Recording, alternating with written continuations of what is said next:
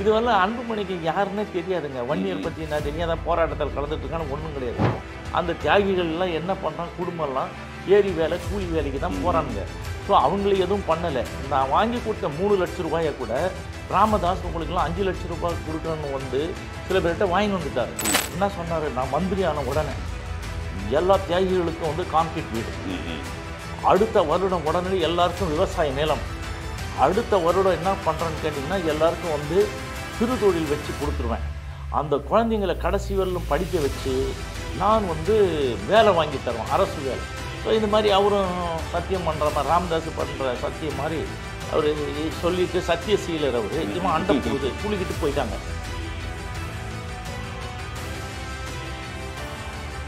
பாமகவோட ஆரம்பமே வன்னியர் சங்கம் தானே? ஆமாம். இந்த வன்னியர் சங்கத்துக்குன்னு அலுவலகம் இருந்தது இல்லையா? அந்த வன்னியர் சங்க அலுவலகத்திலையும் இப்போ பிரச்சனை வந்திருக்குன்ற மாதிரி கேள்வி. அதாவதுங்க, நான் பொதுச்செயலாளர் இருக்கும்போது தாங்க அது பண்ணது. அப்போ முதல்ல வந்து அலுவலகம் வந்து விழுப்புரம், அதுக்கப்புறம் நாங்கள் இங்கே வந்த பிறகு சாலை மறியெல்லாம் முடிஞ்ச பிறகு கொண்டு வரோம் திண்டிவனத்தில். என் கிளாஸ்மேட்டோ எனக்கு வந்து கூட படித்தவர், அவர் பேர் முரளி, அவர் வந்து நாயுடு சமுதாயத்தை சார்ந்தவர். அவர் நான் சொல்லும்போது இந்த மாதிரி எங்களுக்கு திண்டிவனத்தில் ஒரு அலுவலகம் வேணும், ஏதாவது உனக்கு தான், நீ திண்டிவனம் தானடா, நீ பெட்ரோல் பங்க்லாம் வச்சுருக்கிற, ஏதாவது சொல்லி யாராவது இருக்கிறாங்களான்னு கேட்ட உடனே அவங்க வந்து அவங்க மாமா கிட்ட சொல்லி, அவர் பேர் ராதாகிருஷ்ணன், அவர் வந்து அவர் இப்போ அலுவலகம்னு சொல்கிற இடத்து பக்கத்தில் தான் அவர் ஆஃபீஸ் வச்சுருந்தார். அதில் கொஞ்சம் கடைகள்லாம் இருந்தது. அது ஒரு பெரிய ரைஸ் மில்லுங்க. ரைஸ் மில்லுக்கு முன்னாடி ஒரு சின்னதாக ஆஃபீஸ் மாதிரி வச்சுருப்பாங்கல்ல, இந்த லோடு இறக்குறது போகிறதெல்லாம் கணக்கு எழுதுறது அது பண்ணுறது, களம் இருக்கும். அந்த களம் வந்து நிறைய பேர் இது பண்ணி உக்காரலாம் மாதிரிலாம் இருக்கும். அது எங்களுக்கு கொடுக்கல. அந்த முன்னாடி இருக்கிற அந்த இடத்த மட்டும் வாடகை கேட்டால் வாடகை வானான்னு சொன்னார். அப்புறம் நம்ம சொன்ன வாடகை இல்லாமல் எப்படி இருக்க முடியும் அப்படின்னு ஒரு 750 ரூபா வாடகைக்கு நாங்களாக கொண்டு போய் கொடுத்தோம். அவர் ரொம்ப கம்மியாக வானான்னாரு. நமக்கு ஒரு மனசாட்சி இருக்குது, நான் இருக்கிறோம், அவங்க சொல்லி விட்டாருன்னு கொடுத்துட்டு இருந்தோம். இது ஒரு பக்கம் போயிட்டு இருக்கும்பொழுது இப்போ இவங்க வந்த பிறகு வாடகையும் கொடுக்கல, ஒன்றும் கொடுக்கல, அப்படியே ஆக்கிரமிப்பு பண்ணி வச்சுருந்தாங்க. ஸோ இப்போ வந்து என்ன ஆச்சுன்னு கேட்டிங்கன்னா, அது ஊரில் அது உள்ளே தான் அந்த ஒரு இந்த 25 தியாகிகள், இவங்களுக்கு எவன் செத்தான் போனான்னு கூட கணக்கு தெரியாது, 21 பேர்னு சொல்லுவானுங்க, மீதி 4 பேரை விட்டுடுவானுங்க. அந்த அளவுக்கு தான் இவங்க பெரிய இந்த சமுதாயத்துக்கு தலைவர். இந்த சமுதாயம் பேரை சொல்கிறேன். இதுவெல்லாம் அன்புமணிக்கு யாருன்னே தெரியாதுங்க. வன்னியர் பற்றி நான் தெரியாத போராட்டத்தில் கலந்துட்டு இருக்கான்னு ஒன்றும் கிடையாது. ராமதாஸ் வந்தா மாதிரி போன மாதிரி. இப்போ அவர் என்ன பண்ணுறாரு, முதல்ல வந்து அது உள்ளே திறந்து சீர் பண்ண சொல்ல, அதுவே பாழடைஞ்சு போய் விழுந்து போகிற கண்டிஷனில் இருக்குது. அதில் யாருன்னா அந்த நகர செயலாளர் வாசுதேவன்ற வாசு வந்து உள்ளே போய் இதில் வந்து கேட்குறான், போலீஸ் ஸ்டேஷனில், திண்டிவனம் போலீஸ் ஸ்டேஷனில், நாங்கள் வந்து அந்த நிகழ்ச்சி நினைவு தினம் கொண்டாடுவோம், அது என்னங்க அந்த ஒரு 21 படத்தை வைப்பானுங்க, 25 பேர் அதில் வச்சு இந்த பூ போட்டுட்டு கும்பிட்டுட்டு போவாங்க. ஸோ அதுக்கு வந்து என்ன பண்ணால், இவன் போய் பெட்டிஷன் கொடுத்த உடனே ராமதாஸுக்கு எதிர் ஆள் யார், இங்கே இருந்த பையன் தான், பேர் சங்கர். இவருக்கு வந்து மாவட்ட செயலாளர் வந்து அந்த இதுவை பூட்டு போட்டவன் யாருன்னு கேட்டால் ஜெயராஜ் வந்து மாவட்ட செயலாளர். மாவட்ட செயலாளர்னா 2 தொகுதிக்கு ஒரு எம்எல்ஏ தொகுதிக்கு ஒருத்தர். அப்போ அந்த ஜெயராஜ் வந்து என்ன பண்ணிட்டான், பூட்டு போட்டான். இதுக்குள்ளே இவங்களுக்கு தகராறு பண்ணும்போது அவங்களுக்கு யார் வந்ததுன்னு கேட்டிங்கன்னா, அவங்க கிளியனூரில் ஒருத்தர் பரமசிவம் 1977 அவர் எம்எல்ஏ இருந்தவர். அவங்க 2 பையன், ஒருத்தர் செத்து போயிட்டான், இன்னொருத்தர் இருக்கிறான், பேர் சங்கர். அவங்க எஸ்சி கம்யூனிட்டியில் இருக்கிறவங்க வந்து இப்போ வந்து அவர் கூட இருக்கிறான், யார், அன்புமணி கூட. அவன் வந்து ஒரே ரகலை பண்ணிட்டா, நாங்கள் தான் பண்ணுவோம். இப்போ இந்த பிரிவு வன்னியர் சங்கத்துக்குள்ளேயும் வந்துருச்சு. ஏங்க அவன் வந்து கட்சினுங்க, அவங்க வந்து கட்சி தானே, வன்னியர் சங்கத்தில் எப்படி வரும்? ஏற்கனவே ராமதாஸுக்கு என்ன பண்ணுவாங்க, ஊடு கொளுத்துவான், அப்புறம் வந்து என்ன பண்ணுவாங்க, இவங்களெல்லாம் வந்து எஸ்சி பீப்புளோட ரொம்ப சண்டை போடுவார், அது பண்ணுவார், எல்லாம் சொல்லுவாங்கல்ல, இந்த மாதிரி அநியாயம் பண்ணுறாரு போனோன்னு. இப்போவும் அது சண்டை தான் வருது. வன்னியருக்கும் இந்த எஸ்சி பீப்புளுக்கும் சண்டை வர்ற மாதிரி அங்கே பண்ணி பூட்டு போட்டு ஒரு வழியாக பண்ணிட்டாங்க. அந்த இவர் வந்து டெப்டி சூப்பரண்டன்ட் ஆஃப் போலீஸ் அவர் என்ன சொல்லிட்டாரு, இது வந்து யாருக்குமே சொந்தம் இல்லை, நீங்கள் வாடகையும் கொடுக்கல, அதனுடைய ஓனர் இந்த ராதாகிருஷ்ணன் 1976 வெட்டி கொண்டுட்டாங்க அந்த அட்வொகேட்டை. அவங்களுடைய மனைவி பேர் ஆண்டாள், அவங்க பையன் பேர் வந்து செந்தில், அவன் அட்வொகேட்டு. அவனையும் போய் எழுதி கொடுத்தா, எங்களுது வந்து இது இருக்குதுங்க, இது வந்து பாழடைஞ்சு போய் இருக்குது, இதனால் வந்து அவன் இன்ஃப்ளூயன்ஸ் பண்ணி அன்புமணிக்கு சாதகமாக கொடுக்குற மாதிரி அவர் ஒன்றா நடத்திக்கிட்டோம் அப்படின்னா, அங்கே வழியே இல்லைங்க. அது உள்ளே போகிறதுக்கு 2 அடி வழி போகணும். அந்த வழி வந்து அந்த மொத்தம் 31 சென்ட் இருக்கு இல்லைங்களா, இந்த களம் நெல்லு காய நெல்லு வைக்கிறாங்க. கயிறுது. அந்த இடத்துக்கு வழி அந்த வழியை பூட்டிட்டாங்க. ஒன்றும் இல்லை, இப்போ நடக்காது. ஆனால் இன்னைக்கு என்ன பண்ணுறாங்கன்னா, அன்புமணி அந்த பில்டிங்க்கு முன்னாடி நாளைக்கு காலையில் இந்த தியாகிகளுக்கு இதாக இந்த படம்லாம் ரெடி பண்ணி பண்ணுறாங்க. இப்போ ராமதாஸ் அங்கே வரமாட்டார். அங்கே எப்படி அவங்க வந்து போட்டு ஆக்கிரமிப்பு பண்ணி பண்ணார், வெளியில் தகராறாது. ஆனால் இந்த ஸ்தூபி செத்து போனவங்களுக்குலாம் நாங்கள் இருக்கும்போது நினைவு தூண் வச்சுருக்கோம். அந்த நினைவு தூணில் வந்து அவர் வந்து போகிற மாதிரி ஏற்பாடு பண்ணி அவங்களும் பண்ணுறாங்க, இவங்களும் பண்ணுறாங்க. இப்போ முதல்ல ராமதாஸ் பண்ணிட்ட பிறகு இவர் வெயிட் பண்ணியிருந்து அதுக்கப்புறம் பின்னாடியே போய் பண்ணுவாங்க.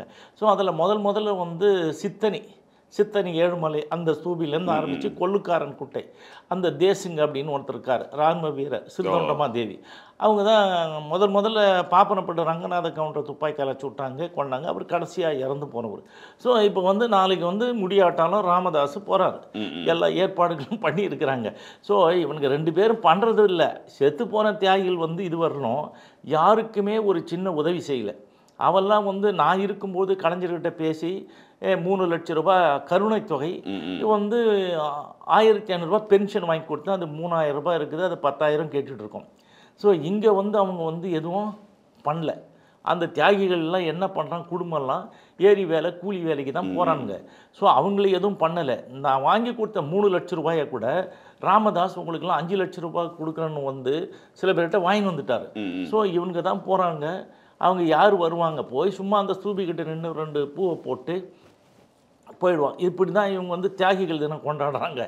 நீதி ஏரியாளுக்கெல்லாம் மெழுகுவத்தி வச்சு ஊர்வலம் விடுவாங்க. ஸோ இவங்களும் தியாகி தினமும். இதே அன்புமணி கூட சொன்னார். என்ன சொன்னார், நான் மந்திரி ஆன உடனே எல்லா தியாகிகளுக்கும் வந்து கான்கிரீட் வீடு, அடுத்த வருடம் உடனே எல்லாருக்கும் விவசாய நிலம், அடுத்த வருடம் என்ன பண்ணுறேன்னு கேட்டிங்கன்னா எல்லாருக்கும் வந்து சிறு தொழில் வச்சு கொடுத்துருவேன், அந்த குழந்தைங்களை கடைசி வரலும் படிக்க வச்சு நான் வந்து வேலை வாங்கி தருவேன், அரசு வேலை. ஸோ இந்த மாதிரி அவரும் சத்தியம் பண்ணுற மாதிரி, ராமதாஸ் பண்ணுற சத்தியம் மாதிரி அவர் சொல்லிவிட்டு சத்தியசீலர் அவர், இவன் அண்டை புழுகிட்டு போயிட்டாங்க. ஸோ இப்போ வந்து இவங்க வந்து இது பண்ணிகிட்ருக்காங்க. ஸோ இது ஒரு பக்கம் போனால் கட்சி இருந்து ராமதாஸ் வேறும் நானே வேர்வையும் நானேன்னு வந்திருக்கிறாரு. இவங்க வந்து தேர்தல் கமிஷனுக்கிட்ட வந்து லெட்டர் கொடுக்குறாங்க, அவங்களும் லெட்டர் கொடுக்குறாங்க. அது என்னன்னு கேட்டிங்கன்னாங்க, இவர் ராமதாஸ் எல்லோரும் அடித்து துரத்தி விட்டாங்க. இவர் வந்து ஊர்வலம் போகும்போதே உங்களுக்கு தெரியும், உரிமை மிக்கிற எந்த உரிமை மிக்கிற வாரிசு காப்பான்றீங்க, எந்த வாரிசுட்டா உனக்கு 3 பொண்ணுங்க அது தான் பார்ப்பேன். ராமதாஸ் அறிக்கையெல்லாம் விட்டுலாம் சண்டை நடந்துக்கிட்டு இருக்கு. இதில் இறுதியில் யார் ஜெயிக்கிறதில்ல, முதல்லையும் ஜெயிக்கிற ஒரு ராமதாஸ் தான், கடைசியாக ஜெயிக்க போகிறதா ராமதாஸ் தான். அவர் தெளிவாக சொல்கிறாரு. இதுக்கு முன்னாடி இந்த தகராறு வர்றதுக்கு முன்னாடியிலேருந்து தேசிய கட்சியாக இருந்தாலும் மாநில கட்சியாக இருந்தாலும் ஒப்பந்தம் யார்கிட்ட போட்டிருக்காங்க, ராமதாஸ் கிட்ட தான் போட்டிருக்காங்க. என்கிட்ட தான் தேடி வருவாங்க, நான் தான் A ஃபார்மில் B ஃபார்மில் கையெழுத்து போடுறேன். நிறுவனர் கையெழுத்து போடலான்னு சொல்கிறார் அவர். இல்லை நிறுவனரும் போடலாம், அவர் தான் தலைவர் ஆகிட்டார். இப்போ தலைவர் ஆனவனு தான் உனக்கு செயல் தலைவர்னு போட்டு செயல்படாதவனுக்கு செயல் தலைவர் அவர் ஒரு வச்சுட்டு இருக்கிறாரு. ராமதாஸ் வந்து இப்போ வந்துங்க எலெக்ஷன் கமிஷனில் வாங்க தான் அது ஒன்றும் பெரிய வேலையே இல்லையே. இப்போ கூட தப்பாக போடுறாங்க. என்னென்னு கேட்டிங்கன்னா, நாட்டுமுத்து நாயக்கன் தெரு அவங்க இது. ஆனால் ஆக்சுவலாக எங்கே போனானுங்க, நடுவில் ராமதாஸ் கூட்டு டி நகரில் ஒரு இடம் பிடிச்சாங்க. ஒரு சேட்டுக்கிட்ட இடம் பிடிச்சிட்டு அது ஒரு தெரு இருக்குதுல்ல, பஸ்வுல்லா ரோடா ஏதோ ஒரு ரோடு, அந்த ரோட்டில் ஒரு பில்டிங் வச்சுன்னு அதை காமிச்சாங்க.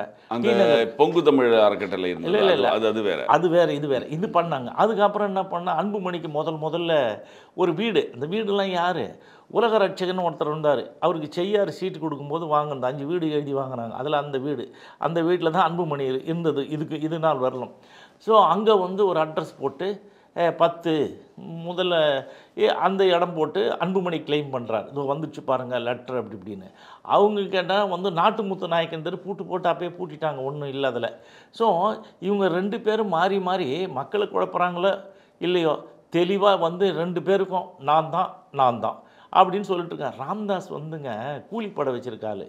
நான் தான் சொல்கிறேனே, இதுக்கு அப்புறம் அன்புமணி ஏதாவது ஊர்வலம் போக முடியுமா, நடைப்பயணம் போக முடியுமா, அடக்கி வச்சிருக்கிற மாதிரி. இது ஏற்கனவே இந்த கள்ளக்குறிச்சியில் அந்த தகராறு வந்தது. அப்புறம் கிருஷ்ணகிரியில் வந்து கருப்பு கொடி போராட்டம் பண்ணுவோம்லாம் ஆரம்பித்தாங்க. அதெல்லாம் ஒன்றும் பண்ண வேணாம்னு நிறுத்தி வச்சுருக்காரு.